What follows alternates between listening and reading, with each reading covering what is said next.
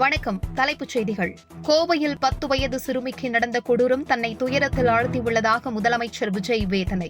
2 பேர் கைது செய்யப்பட்டுள்ள நிலையில் விசாரணை நடத்தி உரிய தண்டனை பெற்றுத்தரப்படும் என உறுதி.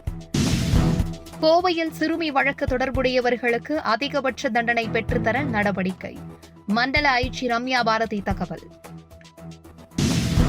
டாஸ்மாக் மதுபானங்களை கூடுதல் விலைக்கு விற்கக்கூடாது என அமைச்சர் விக்னேஷ் உத்தரவு.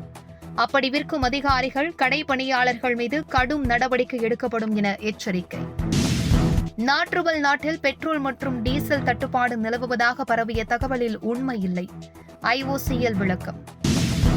கிரிக்கெட் விளையாடும் தல அஜித், விளம்பரங்களில் நடிக்கும் தல தோனி வைரலாகும் வீடியோ. இனி விரிவான செய்திகள். கோவையில் 10 வயது சிறுமிக்கு நடந்த கொடூரம் தன்னை பெரும் துயரத்தில் ஆழ்த்தியுள்ளதாக முதலமைச்சர் விஜய் பதிவிட்டுள்ளார். இத்தகைய மனிதநேயமற்ற மன்னிக்க முடியாத குற்ற செயல்கள் சமூகத்தில் ஏற்றுக்கொள்ளப்படாது என்றும் அவர் தெரிவித்துள்ளார்.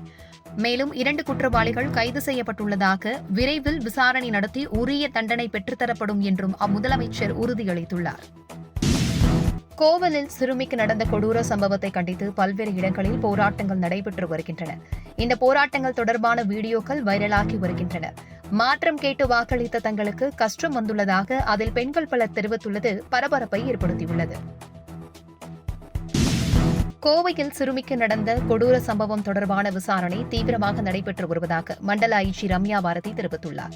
இச்சம்பவம் தொடர்பாக சிறுமியின் பெற்றோர் புகார் அளித்தவுடன் தனிப்படை அமைக்கப்பட்டு தேடுதல் நடவடிக்கை மேற்கொள்ளப்பட்டதாகவும் 200க்கும் மேற்பட்ட CCTV காட்சிகளை ஆராய்ந்து குற்றவாளியை தேடியதாகவும் அவர் தெரிவித்துள்ளார். இச்சம்பவம் தொடர்பாக கார்த்தி என்ற நபர் கைது செய்யப்பட்டுள்ளதாகவும் ரம்யா பாரதி குறிப்பிட்டுள்ளார். மின்சாரம் தடைப்படுவதற்கு தனிநபர்களும் காரணம் என கண்டறியப்பட்டுள்ளதாக அமைச்சர் நிர்மல்குமார் கூறியுள்ளார். யாருடைய தூண்டுதலின் பெயரில் அவர்கள் அவ்வாறு செயல்படுகிறார்கள் என தெரியவில்லை என்றும் அவர் கூறியுள்ளார். தவறு செய்பவர்கள் மீது இன்று இரவுக்குள் நடவடிக்கை எடுக்கப்படும் என்றும் நிர்மல்குமார் கூறியுள்ளார். அதேவேளையில் பல இடங்களில் பழைய டிரான்ஸ்பார்மர்களுக்கு பதில் புதிய டிரான்ஸ்பார்மர்கள் மாற்றப்பட்டு வருவதாகவும் அமைச்சர் கூறியுள்ளார்.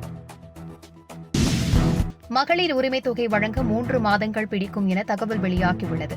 தமிழக வெற்றிக் கழக அரசு அமைந்ததும் நிதி நிலைமையை ஆராய்ந்து அதன் பின்னர் மகளிருக்கான உரிமைத் தொகை 2500 ரூபாய் வழங்குவதற்கான அறிவிப்பு வெளியாகும் என தெரிவிக்கப்பட்டுள்ளது.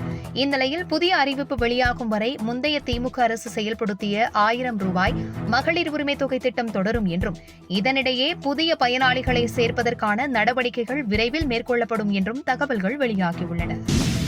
தாவேக அரசு தமிழகத்தை இருளில் மூழ்கடித்து விட்டதாக பாஜக மாநில தலைவர் நயினார் நாகேந்திரன் விமர்சித்துள்ளார்.